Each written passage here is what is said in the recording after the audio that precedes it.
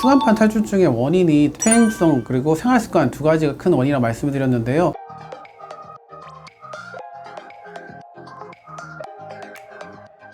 안녕하세요. 청주 프라임병원의 척추센터 서현성 원장입니다.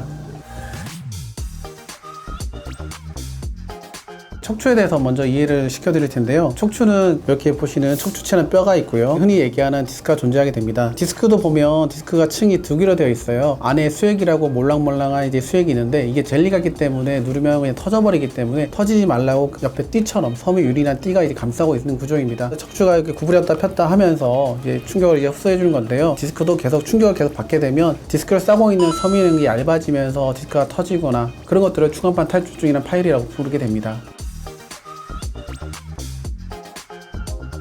원인은 크게 두 가지로 나뉘어 볼 수 있는데요. 첫 번째는 대부분에 의한 퇴행성이고 두 번째는 외상성인데, 외상성은 같은 경우에는 교통사고나 높은 데 떨어지는 그런 것들, 큰 외상, 큰 외력에 발생하는데 그 빈도는 굉장히 낮은 편이고, 진료하면서 가장 많이 접할 수 있는 거는 대부분 퇴행성입니다. 퇴행성은 뭐냐 하면 많이 써서 생기는 것들인데요. 아까 말씀드린 것처럼 허리를 많이 구부린다든지 많이 비튼다든지 그럴 때 많이 발생하게 되는데, 특히 요즘은 의자에 많이 앉는 것 때문에 젊은 환자, 20대 초반 환자에서도 많이 이제 디스크가 많이 발생하게 됩니다.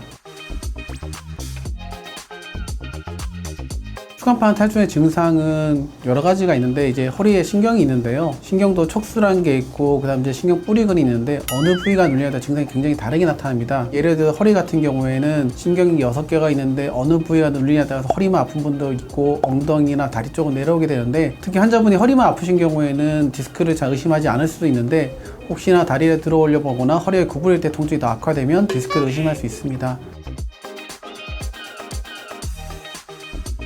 추간판 탈출증의 원인이 퇴행성 그리고 생활습관 두 가지가 큰 원인이라고 말씀을 드렸는데요. 일단 그러면 우선적으로 생활습관 교정이 필요한데, 보통은 30분, 1시간 정도 이상은 앉아있지 말라고 말씀을 드리고요. 자세를 바꿔주면 허리 디스크에 가해진 압력이 이제 분산되기 때문에 좀 도움이 될 것 같고요. 그리고 재활을 위해서는 근력 운동만 많이 생각하시는데, 근력 운동 외에도 체중 조절을 위해서 유산소 운동도 많이 해주셔야 되고요.